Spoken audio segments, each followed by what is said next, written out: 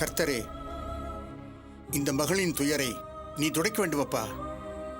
எப்பொழுதும் இவளின் கூடவே இருந்து இவளுக்கு ஜெயத்தை நீ கொடுக்க வேண்டும் அப்பா.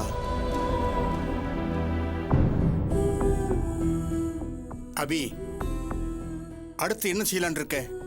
ஃபாதர், என் மனசுல என்ன இருக்குன்னா, தொல்காப்பியன் பத்திரமா இருந்தாலே எனக்கு போதும். அதுவே எனக்கு பாதி பாரம் குறைஞ்ச மாதிரி தான். கவலைப்படாதுமா, கர்த்தருடைய கருணையான பார்வை தொல்காப்பியனுக்கு எப்போதும் உண்டு.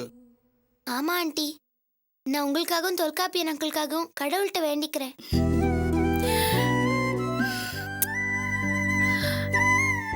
வாழ்க்கையே ரொம்ப விசித்திரமா இருக்கு ஃபாதர். நாம நினைக்காததெல்லாம் நடக்குது. இன்னைக்கு நான் நிக்கிற இந்த நிலைமைய ஒரு வாரத்துக்கு முன்னால நினைச்சு கூட பார்க்கல. இதெல்லாம் இறைவனுடைய சித்தம்மா. அவன் என்ன நினைக்கிறானோ அதைத்தான் நடத்தி காட்டுறான். நிச்சயமா உன்ன மாதிரி தொல்காப்பிய மாதிரி நல்ல மனிதர்களை கைவிட மாட்டார். கடவுள் எதை நினைச்சு இதெல்லாம் செய்யறாருன்னு எனக்கு தெரியல ஃபாதர். ஆனா சில மோசமான மனுஷங்களோட நினைப்பு என்னன்னு தெரிஞ்சும் நம்மளால அதை தடுக்க முடியலையே ஃபாதர். ஏன்?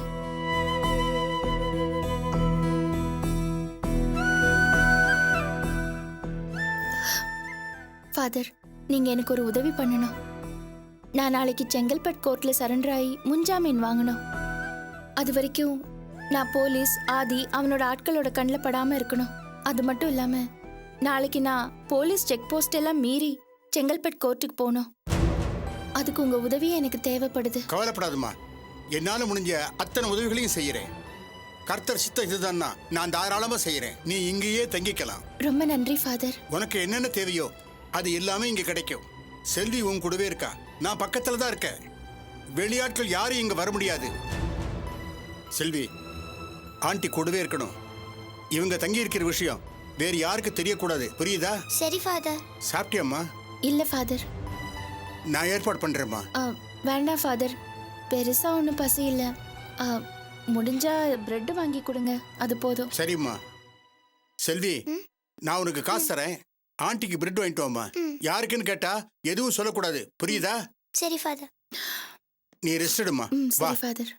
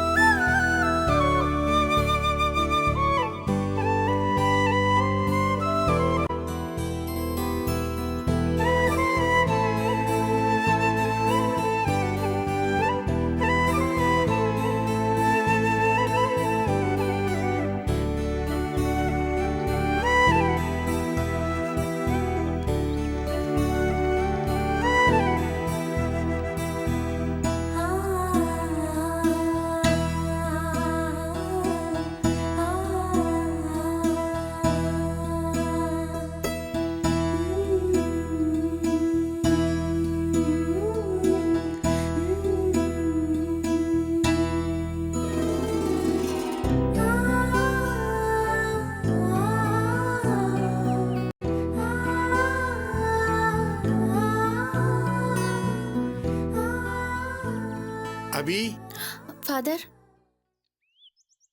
எனக்கு தெரிஞ்ச லாயர் ஒருத்தர்கிட்ட பேசிட்டேம்மா. எப்படியாவது முன்ஜாமீன் வாங்கிடலான்னு சொல்றாரு. அதுக்கு முன்னால போலீஸ் கண்ணில் படாம நீ கோர்ட்டுக்கு போய் சேரணும். நீ நல்ல விதமா ரீச் ஆனாதான் நாம முன்ஜாமீன் வாங்க முடியும்.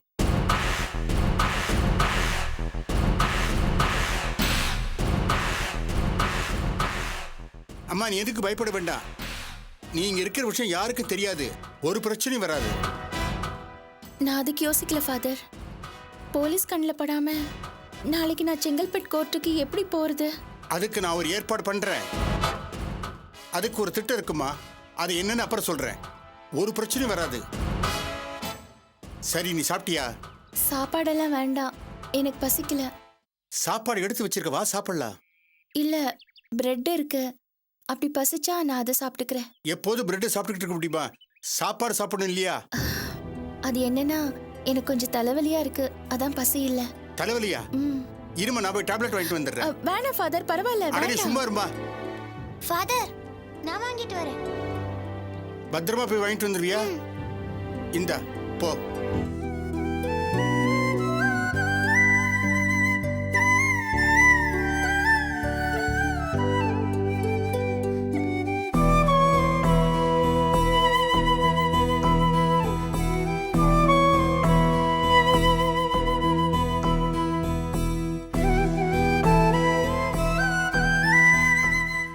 என்னம்மா பாக்குற? ஒன்றும் இல்லை, இந்த பொண்ணை நினைச்சு பார்த்தேன். ரொம்ப நல்ல பொண்ணு.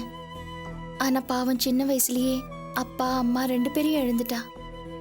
ஆமாம்மா, ஆனா இவளுக்கு நிறைய பொறுப்பு இருக்கு. கடவுளுடைய ஆசீர்வாதம் இவளுக்கு பூரணமா இருக்குமா. இவன் நிச்சயமா நல்லா இருப்பாம்மா.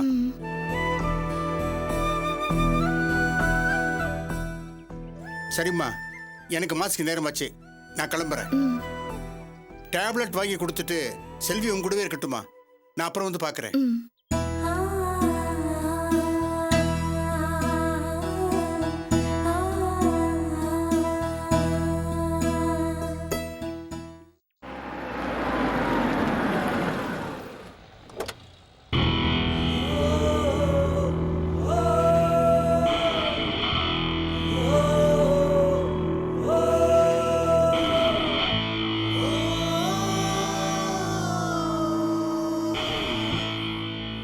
ஒரு டீ போடு.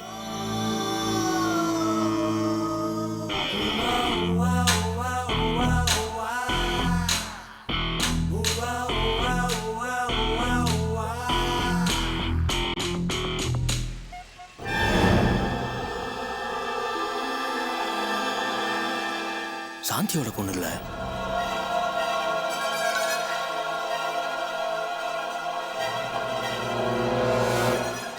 இந்தப்பா காசு.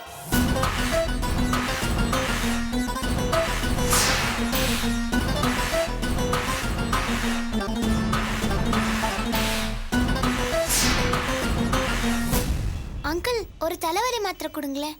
என்ன மாத்திரமா? நிறைய இருக்குது. உடனே வலி நிக்கிற மாதிரி ஒரு மாத்திரை உனக்கா கொடுங்க. இல்ல வேற யாராவது பெரியவங்களுக்கா? எனக்கு இல்ல, என் அபி ஆண்டிக்கு. அவங்க பெரியவங்க தான். அபி இவோட தான் இருக்காளா? இந்த மாத்திரை சாப்பிட்ட அப்புறம் போட சொல்லுமா. இந்தாமா.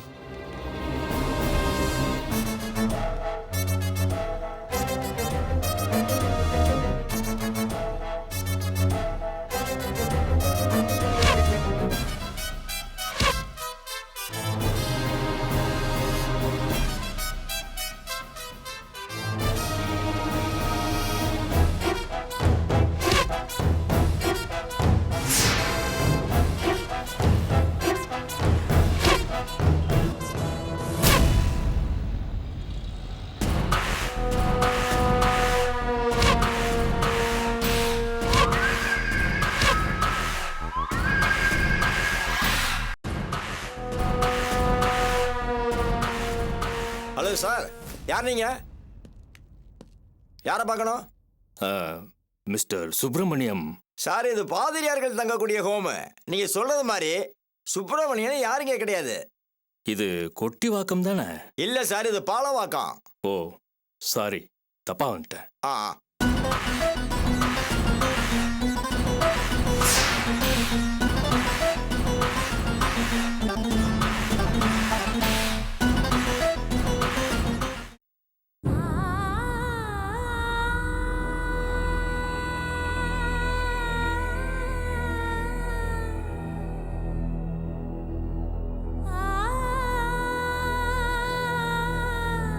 இதுக்குதான் யார் வம்புக்கும் போகாதன்னு தலையா அடிச்சுக்கிட்டேன். கேட்டியா?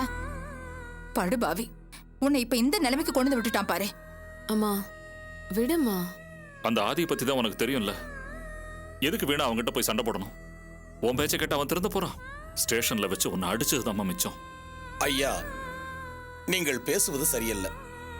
உஷா இயல்பான உணர்வுடன் அநீதியை கண்டவுடன் அதை எதிர்த்து சம்பந்தப்பட்டவரிடமே பேசியிருக்கிறார். அந்த உணர்வை நாம் ஊக்கப்படுத்த வேண்டுமே ஒழிய அதை மழுங்கடித்து விடக்கூடாது. நாம் செய்கின்ற இந்த பழக்கம் அடுத்த தலைமுறையினரை தெரிந்தோ தெரியாமலோ மழுங்கடித்துவிடும். நீங்க சொல்றதெல்லாம் எங்களுக்கு புரியலங்க. துஷ்டனை கண்ட தூர விலைக்கு போகணுங்கிறதா எங்களுக்கு தெரியும். அதுதான் சரி. நமக்கு எதுக்குங்க வீண் வம்பு? அம்மா, துஷ்டர்களை இந்த சமூகத்திலிருந்து விலக்கி அவர்களை நாம் களை எடுக்க வேண்டுமே ஒழிய அவர்களிடமிருந்து நாம் விலகிவிடக் கூடாது. நீங்க சொல்றது கேட்கறதுக்கு நல்லா இருக்கு, ஆனா நடைமுறைக்கு உதவாது. ஏன் உதவாது? நம்மை அடக்கி ஆள நினைப்பவர்களும் நம்மை அச்சுறுத்துபவர்களும் எண்ணிக்கையில் மிகவும் குறைவானவர்கள். நமக்குள் ஒற்றுமை மட்டும் இருந்தால் அவர்கள் கட்டி வைத்திருக்கும் இந்த மோசமான சமுதாயத்தை தூள் தூளாக உடைத்து விடலாம். ஆதி மாதிரி ஆளையே ஒண்ணும் பண்ண முடியல.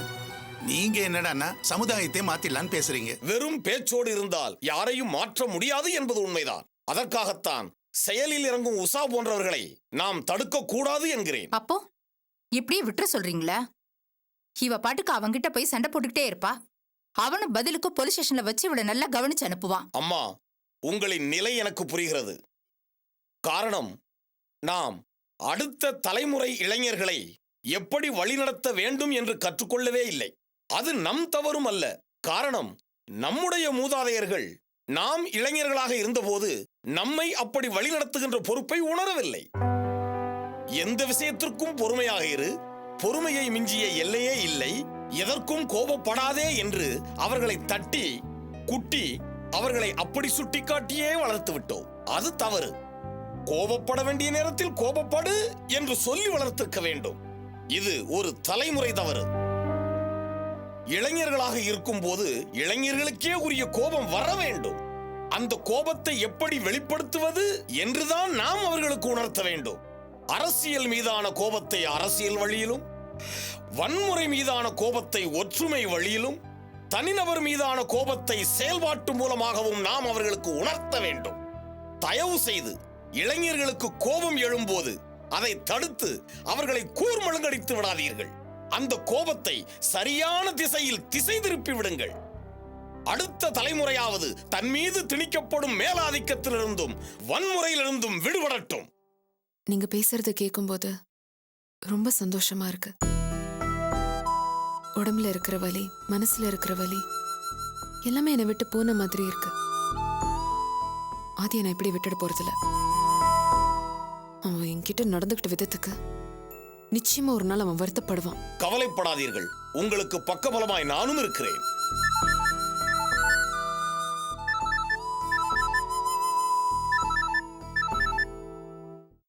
ஹலோ உஷா, நான் அபி பேசுறேன். உஷா, சொல்லு அபி. என்னாச்சு? ஏன் நீ ஒரு மாதிரியா பேசுற? இல்ல, அதெல்லாம் ஒண்ணும் இல்ல. நீ இப்போ எங்க இருக்க?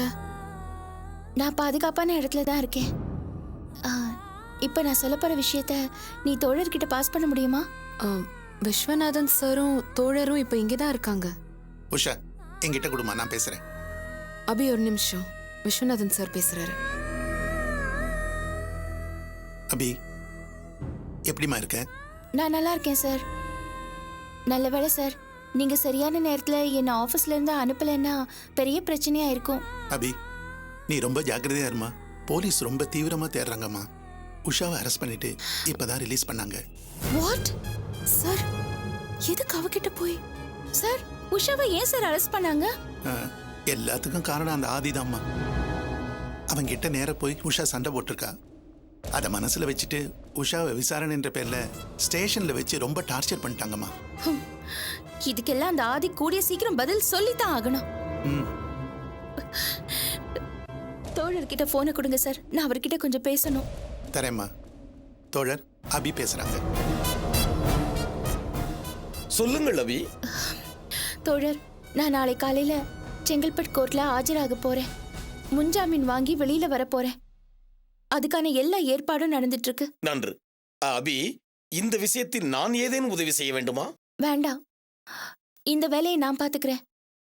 நாம ஆதிக்கு எதிரான அடுத்த வேலைய தீவிரமா பண்ணணும். நீங்க சங்கரபாண்டியன் கேஸ சீக்கிரமா கோர்ட்டுக்கு கொண்டு வர வேலையை பாருங்க. அதுக்கு சம்பந்தமான எல்லா ஆதாரங்களும் உங்ககிட்ட தானே இருக்கு. ஆம் அபி. அது எல்லாத்தையும் தயார் பண்ணி வச்சுக்கோங்க. நாளைக்கு அது சம்பந்தமா பேசி உடனே நாம ஒரு முடிவுக்கு வரணும். சரி அபி, நீங்கள் இப்போது நீண்ட நேரம் தொலைபேசியில் உரையாடுவது எனக்கு சரியாக படவில்லை. புரியுது. நீங்க மத்தவங்க கிட்ட விஷயத்த சொல்லிடுங்க. உஷா கிட்ட போனை கொடுங்க. ஒரு நிமிடம்.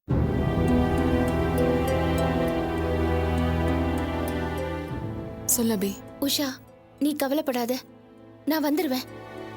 அதுக்கப்புறம் அந்த ஆதியை பாத்துக்கிறேன். சரி அபி, நீ ஜாக்கிரதையா இரு. ஓகே, பாய்.